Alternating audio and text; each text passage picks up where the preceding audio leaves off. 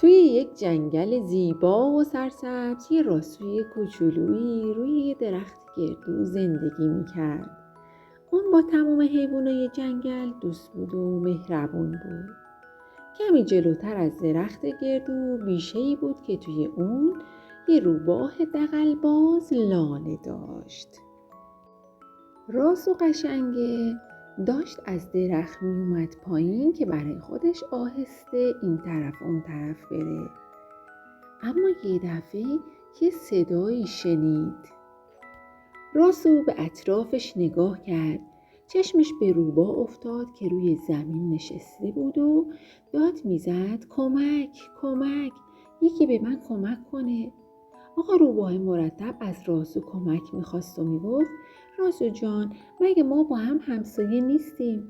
مگه ما توی یک جنگل زندگی نمی کنیم؟ بیا به من کمک کن. راسو حرف روباه را باور نکرد. گفت تو روباه حقه بازی و به اون خندید.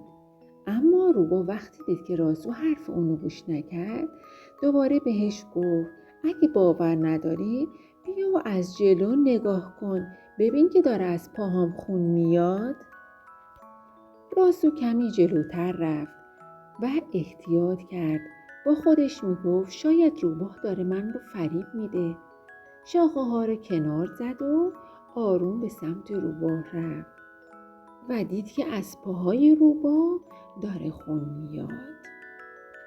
راسو فهمید که روباه زخمی شده.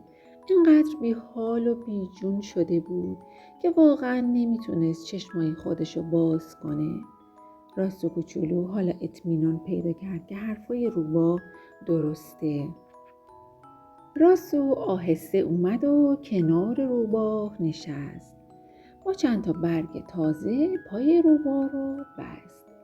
بعد از اینکه راسوی کوچولو پای روباه رو بست رفت و از چشمه برای روباه مقداری آب آورد.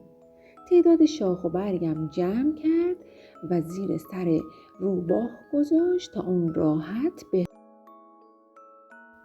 اونقدر از روباه خون رفته بود که نمیتونست بدنش رو تکون بده. راسو کوچولو چند روز از روباه پرستاری کرد. برای اون با قارچ و میوه‌های جنگلی سوپ درست کرد تا اون بخوره و قوی بشه، جون بگیره. یه روز که راسو داشت از چشم آب می آورد، قورباغه اونو دید و گفت شنیدم از روباه پرستاری میکنی. مگه یادت رفته چند بار اون سعی کرد با دروغ و کلک تو رو بخوره؟ اما راسو کوچولو به اون گفت حالا بس فرق میکنه. اون زخمی شده و احتیاج به کمک داره و از قورباغه خداحافظی کرد. بالاخره روباه حالش خوب شد و میتونست لنگ لنگان راه بره و کارای خودش رو انجام بده. روباه وقتی دید راسو کوچولو چقدر برای اون زحمت کشیده خیلی خجالت کشید و به راسو گفت راسوی مهربون، منو ببخش. من به تو بدی کردم. یادم میاد که یک بار دستات رو زخمی کردم.